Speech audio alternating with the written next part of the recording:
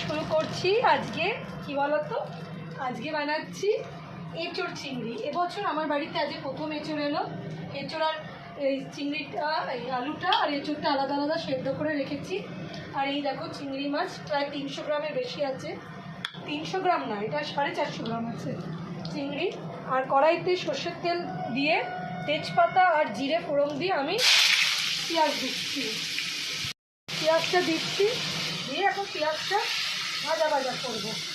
পেঁয়াজটা ভাজা ভাজা করে আমি তারপর কী কী মশলা দিচ্ছি, কীভাবে বানাচ্ছি তোমাদেরকে পুরোটাই দেখাবো। ঠিক আছে বন্ধুরা? করে লাল লাল করে একটু ভেজে নিলাম বন্ধুরা। তারপর এখানে আমি টমেটোগুলো দিয়ে দেবো। এবার আমি মশলাগুলো দেব।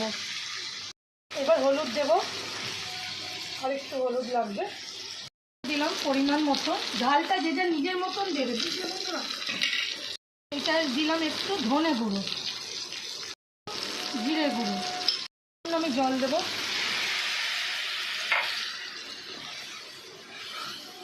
দিয়ে আমি মশলাটা এবার কষতে দেবো। অবশ্যই না একটু চিনি দেবে, চিনি না দিলে না রান্নার এই ব্যালেন্সটা হবে না, সেটা ভালো লাগবে না বন্ধুরা। তখন আমি কোনোভাবেই রসুন দিই না। কেন আমি রসুন দিই না? এঁচোড়টা চিংড়ি মাছ দিয়ে একটা আলাদা টেস্ট হয়। আমি এবার একটু ঢাকা দিয়ে দিলাম। তুলে না আমি এইগুলো দিয়ে দেবো। বলো, এই যে সেদ্ধ করে রেখেছি এই দুটোকে আমি দিয়ে দেব। দিয়ে আমি কষাতে থাকবো সুন্দর করে কষিয়ে নেব। একটু কষা কষা হলে এইটা, তবে আমি চিংড়িটাও দিয়ে দেব। একটু কষুক। এইবার দেখি কষাটা কত দূর হয়েছে। কষাটা নিজের তালে হতে থাকছে, জানো তো। এই কষাটা নিজের তালে মশলার সাথে সব কিছু মিলতে থাকছে। এই অবস্থায় আমি না চিংড়িটাকেও দিয়ে দেবো, একসাথে কষবো।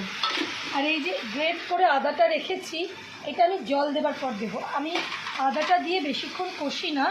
আদা দিয়ে যদি তুমি বেশি কষো না, তাহলে একটু তিতকুটে হয় রান্না। তাই জন্য আদা না সবসময় কষবে কম, চেষ্টা করবে জল দেবার পর রান্নাতে আদাটা অ্যাড করতে।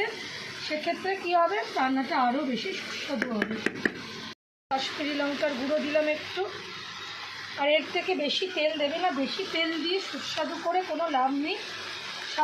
স্বাস্থ্য সচেতন হওয়া আমাদের খুব দরকার। তাই একটু হ্যাঁ, গরম তো। আর এই রান্নাটা খুব রিচ গো। কষাটা যথেষ্ট পরিমাণে হয়ে গেছে। এছাড়া যে কষাটা হবে